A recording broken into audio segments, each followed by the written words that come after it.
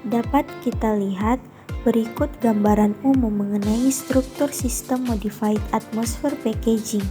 Sistem ini terdiri dari beberapa komponen yang berbeda. Pada bagian awal terdapat sumber gas berupa gas nitrogen, karbon dioksida, dan tentu saja oksigen.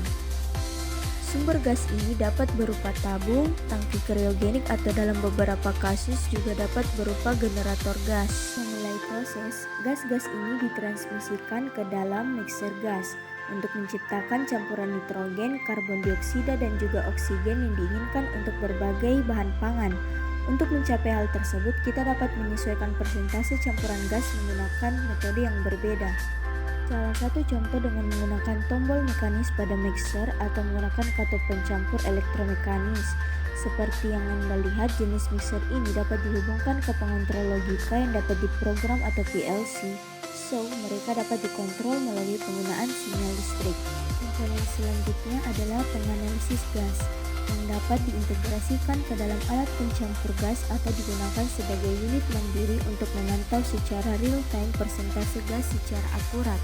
Dilengkapi dengan sensor pengukuran, penganalisis ini akan bekerja bersama dengan alat pencampur, dan apabila terdeteksi adanya penyimpangan dalam campuran gas, alat ini akan memberikan peringatan kepada operator melalui aktivasi alarm atau secara otomatis mematikan seluruh atau sebagian sistem. Selain itu, penganalisis ini juga dapat dihubungkan ke PLC dan diintegrasikan ke dalam sistem kendali utama. Setelah mencapai komposisi campuran yang optimal, campuran gas dengan tekanan yang sesuai akan memasuki tahap selanjutnya, yaitu tahap pengemasan.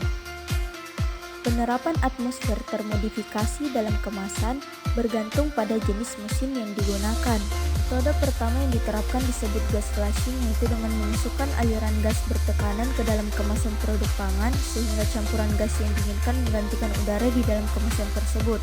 Dengan bantuan inline analyzer, jumlah gas yang digunakan dapat dikurangi sehingga memungkinkan efisiensi biaya pada mesin flowpack.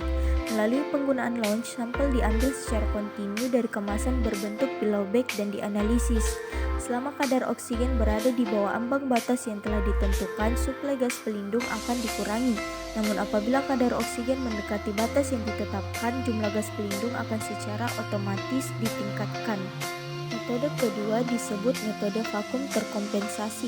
Dalam metode ini, mesin terlebih dahulu mengeluarkan udara dari dalam kemasan dengan menciptakan vakum, kemudian menggantikan vakum tersebut dengan campuran gas yang diinginkan. Hasil akhirnya adalah kemasan makanan yang telah terisi atmosfer termodifikasi.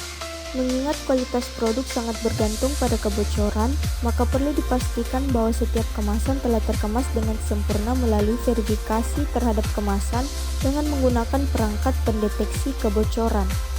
Perangkat yang digunakan untuk keperluan ini dapat berupa mesin tipe inline dilengkapi dengan sensor berteknologi tinggi yang terintegrasi, mampu mengidentifikasi keberadaan gas seperti karbon dioksida yang merupakan komponen dari atmosfer termodifikasi dalam kemasan. Perangkat ini mampu memberikan hasil yang sangat akurat dalam mendeteksi kebocoran dengan biaya operasional lebih efisien. Perangkat ini dipasang langsung pada jalur produksi dan mampu mendeteksi kebocoran sekecil apapun dalam hitungan sepersekian detik ketika juga gas keluar dari kemasan. Sistem ini juga memiliki kemampuan secara otomatis menghilangkan kemasan yang teridentifikasi telah mengalami kerusakan.